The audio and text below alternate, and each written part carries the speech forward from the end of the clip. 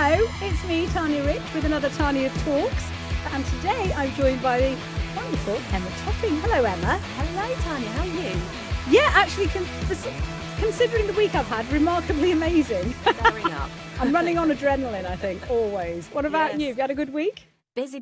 Yes, really good. Really Good. good. Yeah, really happy and sun shining. So, yeah, Is it? all good. Is it cold, though? It is. It's not warm. No. It's definitely, I've got my fleece thermals on. So I've got a thermal on. Have That's you? why I look multi-layered. I tell you what, my discovery of the year, fleece leggings. Oh, aren't they amazing? Oh, incredible. And like the fleece tights. Yes. Yeah, they're fabulous. Perfect. I wear them under things and skirts, long skirts. I can wear a flimsy skirt, thick leggings underneath. Nobody knows. As long as they don't fall down, I should be fine. So we're talking about a few things just about you and your experience of working with me and RichCraft. But one of the things that's interesting for me and perhaps for some of the viewers, any viewers, hello viewers, is you were already working as a voice actor. But then something made you think, I need to do something different. And so you decided to come and work with me. Could you tell me more about that, please?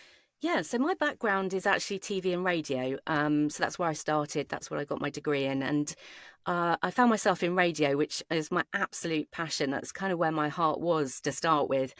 And really loved radio and presenting particularly news bulletins. And as happens, you kind of work your way up and you become an editor or a manager. And you kind of don't do the do anymore. And you're kind of helping other people do the do.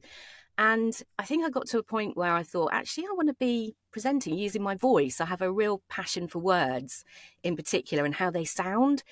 And I just wasn't getting it. So I thought, well, I'd do a bit of voiceover on the side because I had a handy studio right next door.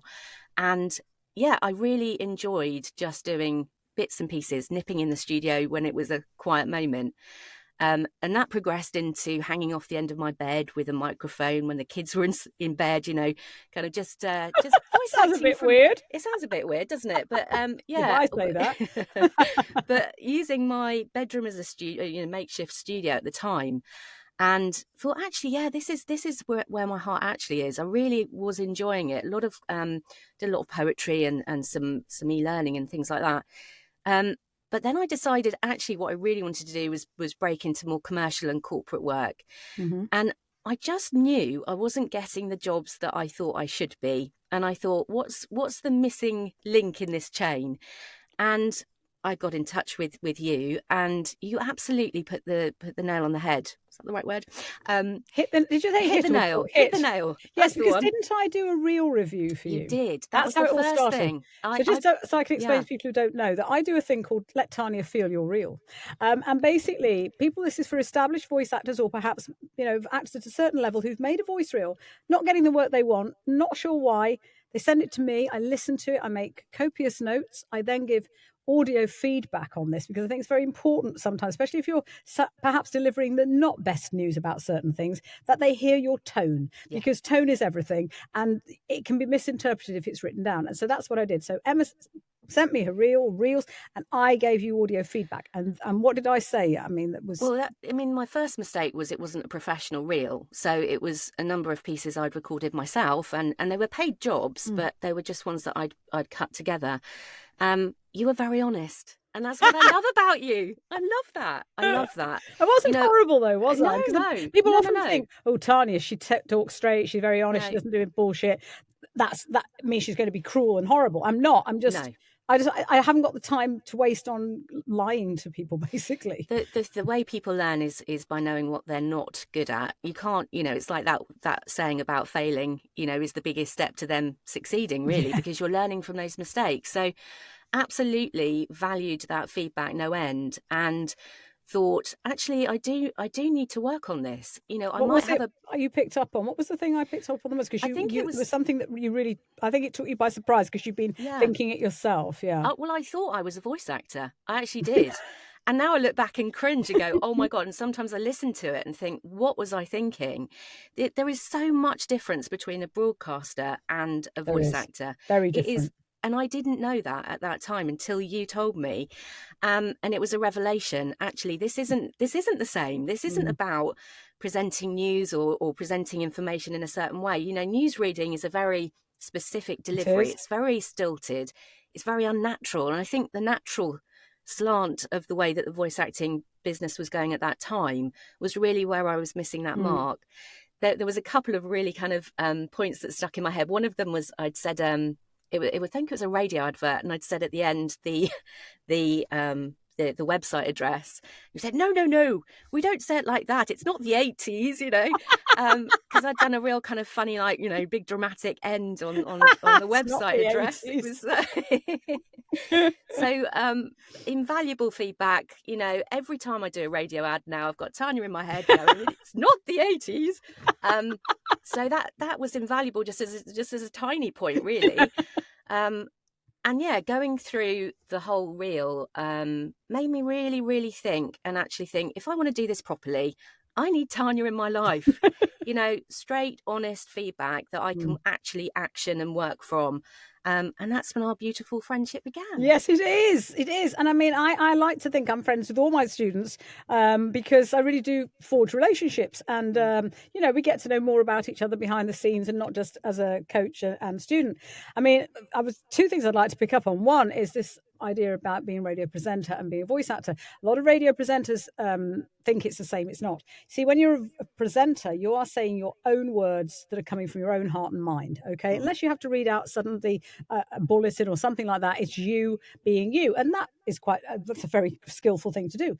But the hardest thing for a voice actor to do is to make other people's words sound like they're coming out of their own minds and hearts. That's where you get this very red blocky style of reading, or you get people that just go da da da da da da da da da da da da, which I absolutely loathe, as you know.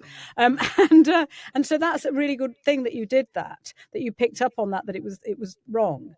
But also the techniques that I teach, and I've got funny names for all my techniques. They're all the techniques I use every day, in fact.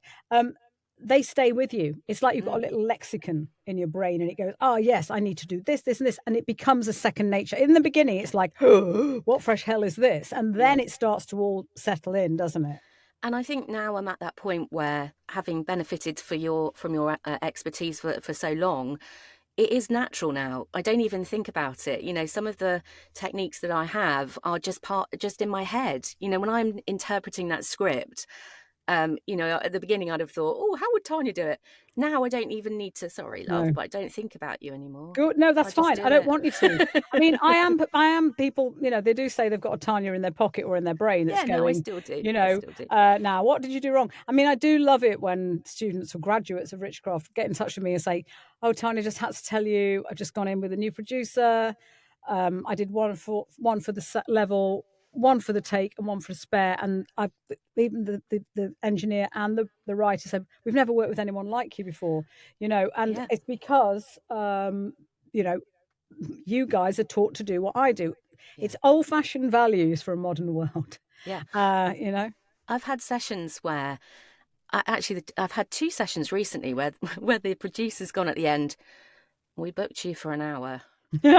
We've got 40 minutes left, or we've got 50 minutes left. I mean, one was even like a 5-minute turnaround, and I can only thank you for that. I mean, that's just all that knowledge coming to the fore in a pressured situation, because I've had the ability to spend time with you in that situation, and I've made my reel with you, and before the reel you did the directing with me too, and you've put me in that situation where it's as if you're the client.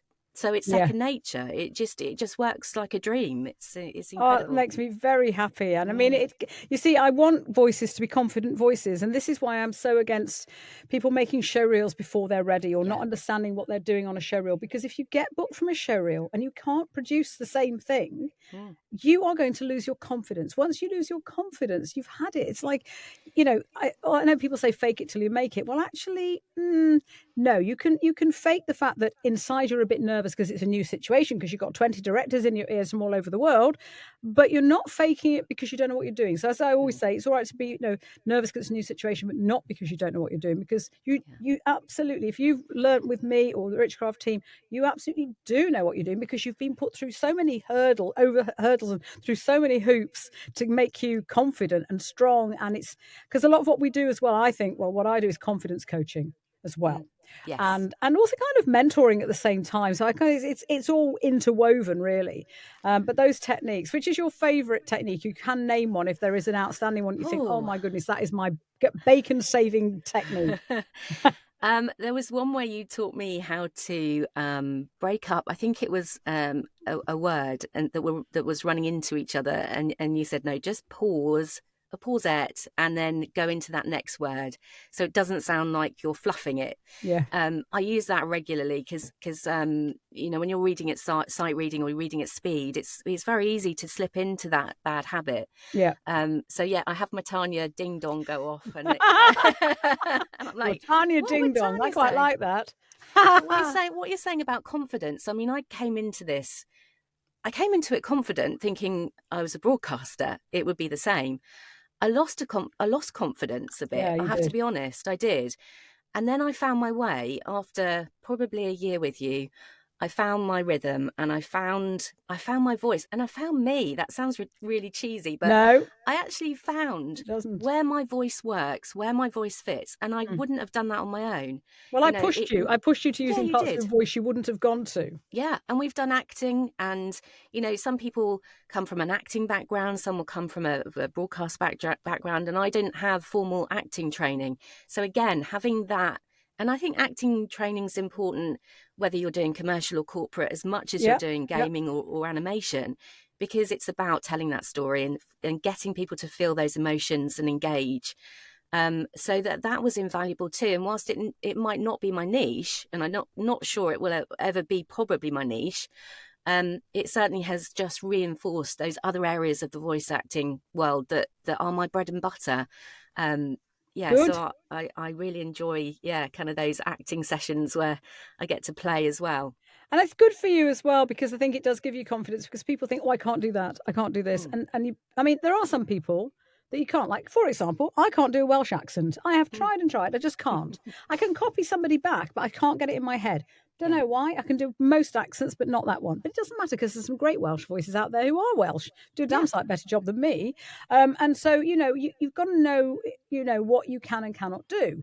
And Yeah. I have turned down jobs because, you know, sometimes people say, oh, we want, can you sound like a really like old lady in her 90s? No, I can't. I can't, Mm. like, because one of the things that's good, and you've got a young voice too, is that you know, it should be, young script writers out there, it should be all about voice age. It doesn't matter if Yeah. the person is 110. If they Yeah. still sound 40 or 30 or even 20, then use them, because they've got years of Absolutely. experience and they've got the voice. Absolutely. And this past year I've done a lot of northern stuff. I mean, Amazing. you know, and it's about having that confidence behind you that you know that you're going to sound authentic and that you've got those tricks that you teach, those Yeah. methods. You know, it's all very well choosing a voice coach, but unless they have actionable stuff that you can actually practice, named methods that you can Yeah. actually compartmentalize and think, right, this is what I need to do, this is the way I need to sound, you know, then there's no point in coaching, in my opinion. And I think also you hit the nail on the head there with coaching, but also mentoring. You know, this is about business. You're creating a product as much as we are a one woman band, and we're Yeah. you know, we're doing everything, aren't we? This is a business, and I've got sort of that very strong focus now of these are the products that I am selling effectively. Yeah. These are the products that I need to, and obviously it's still creative, but you do need to have that business coach that also tells you, you know, do a bit more in this, or try this way, or, you know, your voice would probably suit this better, or, you know, just that gentle sort of coaching along the way, which has helped me establish what I'm so incredibly proud to say is a full-time voice acting role, which, you Yay. know, that I work every single day, and I wouldn't have the lifestyle I have now if it weren't for you. So Oh, yeah, well, very, that very, makes me very feel very, happy. very humbled indeed, and very pleased, because, you know, I am proud of you all. And it's great when you say things like that, because I think some people think they're not going to come to me because I am going to tell them the truth, and they think I'm going to do it in a bad way. And I never want to destroy anybody's confidence. I want to build it. But if you just say to somebody, oh, that's great, that's brilliant, oh, well done, and then they're not only good, it's like those poor people that go on things like the X Factor, whose parents have told them they can sing all their lives and they're tone Mm, deaf. mm. It's cruel, actually, to do that to somebody, and it's immoral. It's immoral, I think. Yeah. So what was your favourite job? If you had to pick one job, and, don't make the Ooh. other clients jealous, but one job that was your favourite, tell me what it was and why. I mean, I have thought about this, and it's a very difficult one because I love them all. Yeah. But I mean, I've been so lucky to work with the biggest brands in the world, particularly last year. Just big names like Aston Martin or Google or I don't know, Microsoft or, all those big brand names. But I actually really enjoy the smaller companies too. Anything that tells a good story, that has a really good, well-written script, That's obviously always that's nice. vital, and they're not trying to squeeze too many words into fit it. Um, I did get a gig where I managed to get a gig for Peppa Pig, where I was Mummy Pig and Madame Gazelle. Would you believe? Wow, well Um, done. this was for the live show, so I haven't actually seen it, Oh, is it but the recorded voices? yeah, so that was Great. cool. And So oh you yeah, can act, you see. well, yeah, a little. Um, One of the things that my kids thought was very cool at the time was that Girls Aloud reformed last year, and I got to do the promo for it. Oh, I mean, yes. that was super, and yeah, I'm cool now apparently, according Oh, to my right. kids. Really? So Well, yeah, good for you. kudos. And so, if people want to find Emma Topping, I Mhm. mean, obviously, if they don't know your name, and we all know SEO and Google searches, and it's a nightmare, and how do they find you? What's your web address? I presume you've got your demos on there, Yeah. and yeah. So, what's the web address? So it's emmatopping.com. And actually, if you Google British female voiceover, I should appear fairly high in Google. I spent all last year trying to learn SEO, and I'm a bit nerdy like that, but it really was fascinating. And so I did a lot of work on my website, and yeah, hopefully people can find me through search as So, do you well. know how things work at your back end now, I Emma? do know my back end rather well. I wish I did. I Yes. honestly, yes, I could probably do a lot of work on my website. I mean, it's interesting. The other thing I would say is because you are, getting this reputation now for being a sterling, reliable, solid, flexible, versatile, good, excellent voice talent. That. The more and more that happens, you'll get repeat business, which of course is our Yeah. lifeblood. Yeah. And new clients, great, but get that client and keep them. Yes. It's like you want to retain that client, and you will Yeah. only do that if you deliver the goods in a perfect manner. You won't if Absolutely. you are rubbish, basically.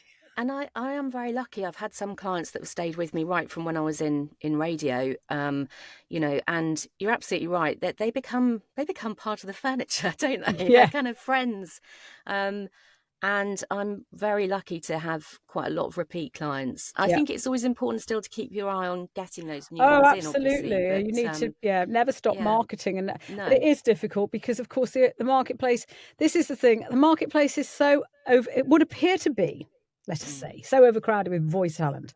But actually, is it? No. There are a lot of people out there that think it's still easy, and they're not good. They're not working. They're not. There are people that aren't staying current or aren't training, Yeah, and they're not. Yeah. coaching is for me, it's my Bible. And returning to it and repeating it and learning it and doing your homework and Yes, you must do making your sure, homework. absolutely, making sure that you absolutely you've got to fight for it. You've got You to have have. that business mind. One of your favorite sayings, "Nobody cares, works harder," actually is, that's very true. Nobody does care. I This is a know, I business, know. I have to teach this to young students, at the university and drama schools, and they do think I can see it takes them aback. And Mm, sometimes they'll come in with an excuse, or I didn't do this, I didn't that. I say, stop. mm, I'm your client. You've got a job here. It's worth 2 grand to you. mm, Do you think I care that your boyfriend's split up with you? I mm, don't. mm. I say, as a person, as your mentor, or whatever, of course I care. But as soon as you step into that booth or in front of that mic or into this space, this is now your safe, happy place. And I've had tissues up to the ceiling in parts of my life, and I've still had to go on with clients and go, hi, yeah, fine, everything's fine. And it is a stress. I do think it can really mess with your mental health sometimes, because you are constantly, regardless of the pressures outside, having to put on that face. Because if you don't, and something goes wrong in that session, you are the one that they will blame. They always blame the Yeah. voice actor. And I think there's a point where you have to say, okay, I'm going to step away from the booth Yeah, for however long I need, if you need it. get Yeah. my head clear, because it comes out in your voice. I've learned that from you. You can have a Yeah. crap day, and a session won't go well because you're thinking about it, and it's the minutiae of how it affects it. It's not maybe noticeable too much to a client, but actually it really is very subtle. It's that nuance. You have to try harder sometimes, don't you? Yeah, I think the other thing is I always teach is if you are laughing and you carry on doing a take, you will hear it. If you are angry, you will hear it. The amount of times I get angry with myself all the time because I do stupid things when I'm voicing because I'm tired sometimes, and I'm on like job, I don't know, 20 of that day and it's 8 o'clock at night and I still haven't eaten and my family are going, when are you coming? The food's on the table. And I'm like, and then, I'll get stressed then and then I'll make mistakes because that's what you do. And then I'll get like, and then I can hear it. I go, no, I've got to do it again. Now, some voices will probably think, oh, sorry, I'm going to send it off. The client won't notice. Well, the client will notice. Yeah. But Absolutely. You should have the pride in your own ability not to do that. Now, we're going to have to wrap this up soon, but I would like to know, is there anything exciting in the pipeline that you can talk about, or anything that you're working towards, or just carrying on working your socks off every single day as a fab VO? I next year, so the business goals for next year really are around consolidating, improving on what I know I can do well, because that's where my income is clearly telling me that I'm doing well. And yeah, just having a really good focus on improving what I can do already. Yeah. I don't think that it's the time to suddenly launch into something completely new or a different area. I think do what I do well and keep down that path. More coaching, more training, and keep current. Keep and current. you can always book me for a director. Sometimes I get students or graduates that go, actually, I've got this really important audition. It is a bit out of my wheelhouse. Can I work it through with you? Yes, you can. Absolutely. Yeah. And that's good. But I am so proud of you, Emma, because I know the journey you've been on. I know how much you've changed. I know how much you're working, genuinely working. And I know, it's something that you always feel like you can't talk about because we know there's a lot of voices, very good voices, some of them that aren't working for whatever reason. And you never, I never like people think you don't want to appear to be showing off, but that's the English mentality. If I say I'm doing this, people are going to, and it's a very fine line we walk. But I'm very proud of you indeed, and thank you for agreeing to talk about your student journey and your adventures in Tanya Land. It's my pleasure. And I tell you what, I'm absolutely happy in my life. And I can't say that I have been in previous roles or, previous times. So I can genuinely say I'm happy with what I'm doing. That's marvellous. Yes, it's amazing. Oh, I'm really delighted for you.